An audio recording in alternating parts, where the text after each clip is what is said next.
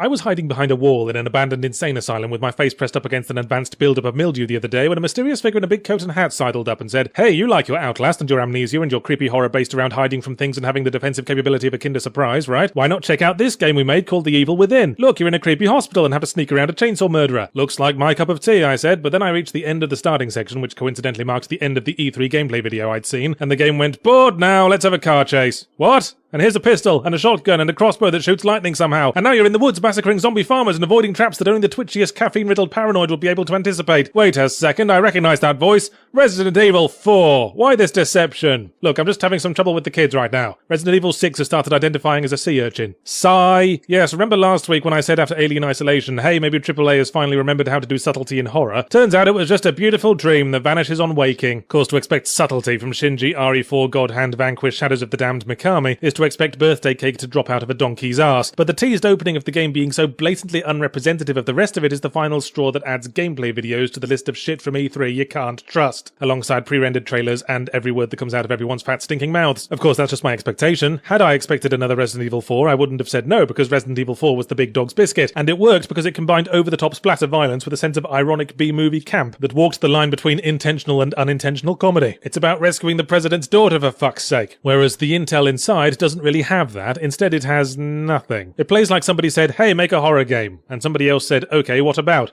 "I just told you about horror." No, I mean, what happens in it? What's the context? What are the major themes you want to work with? Horror, horror, and horror. Jesus Christ, just do it. Why are you so difficult to work with? And so the result is this undisciplined mishmash of horror set pieces and imagery, barely justified by a toilet tissue flimsy plot, populated entirely by stock characters. The protagonist, for example, is Grim Hero Category 27A, Dirty Harry Subtype 9, order now and get free trenchcoat and drinking problem, together with a straight-laced by-the-book partner and a woman who happens to be there, whose chief role is to be the woman who happens to be there. He investigates a disturbance at an evil hospital, whereupon the three of them are swiftly captured and separated, and then horror happens, he said as he blew out his cheeks and waved his hand dismissively. So how about the horrors happening because reality is being overwritten by a deranged, disfigured scientist's twisted subconscious, and also he's half ostrich and rides a unicorn from space, and you're not listening anymore, are you? Yep, sounds good, just do it. Call me if you need money, I'm off to the cocaine tasting. But having established that the deranged, disfigured scientist, antagonist Category 5F Subtype 3, is changing the world in accordance to his whims, the game has no continuity whatsoever. Like you'll get through the angry farmers, then the world will wobble like a freshly spanked buttock, and bing, you're in a church, or bing, you're in a sewer, or bing, you're on the New Jersey Turnpike with a seagull up your ass. So all you can do is plod from scene to scene with no sense of how far you've gotten or what remains to be done to resolve the conflict. It's the kind of setup where you could rearrange all the chapters in random order and no one would notice. And I'm pretty sure that's exactly what they did. The amount that characters know about the situation goes up and down from dialogue to dialogue. I'm pretty sure at one point the protagonist offhandedly mentions the name of the villain without having been told it at any point. And the difficulty curve resembles Klaus von Stauffenberg's handwriting. Some boss fights in the mid-game kicked me up and down the poorly lit hospital corridor, whereas the final boss made a huge song and dance and then died because I wiped my nose on his tie. Combat is almost exactly the same as RE4, with the same inability to shoot from the hip and the same camera mounted on the stop sign sticking up the main character's tight, beautiful arse, albeit with black bars along the top and bottom of the screen to both create a cinematic effect and reduce visibility in the hope that the dodgy texturing can slip by unnoticed. Unlike RE4 though, there's the stealth elements that seem to be so emblematic of generic combat these days, the usual sneaky backstab and throwable distractions. But since 99% of the combat in this game begins with the enemy ambushing you, the only reason there seems to be for having stealth elements is to get into the big boys club and to taunt you with what could have been. Once the game introduces character upgrades and not a single one is stealth related, we finally realise that the stealth has the same role Peter Dinklage had in Destiny, mainly there just so that we can say it's there. Upgrades can only either make guns incrementally better or sew a new ammo pocket in your grim detective trousers. So every time I flailed drunkenly at a room full of crates and found nothing but upgrade material, I would despair, because I didn't need 1 second shaved off the pistol's reload time or the ability to hold another seagull up my arse. What I needed was some fucking bullets! Whoever worked out the ammo distribution had apparently bought into the delusion that we were doing the sneaky survival horror thing as opposed to the electric crossbow bolts thing, and you can only hold enough bullets to get you about 4.5 seconds into a workplace massacre. So what we have here is a game that demands discipline from the player while showing no discipline in itself, no discipline in the design. Here's a boss monster you can't kill until you solve the puzzle in this area. Here he is again 3 chapters later, but now he can be killed because who gives a shit? No discipline in the story either. Oh no, I'm inexplicably turning into a zombie. Oh wait, no I'm not. Sweet, let's never bring this up again. In fact, let's not give any aspect of the story any fucking closure, even at the end, because we once saw the word intrigue written on a shithouse wall, and that's about as far as we understand the concept. All in all, the game's like driving to Alice Springs. A whole lot of effort to end up fucking nowhere.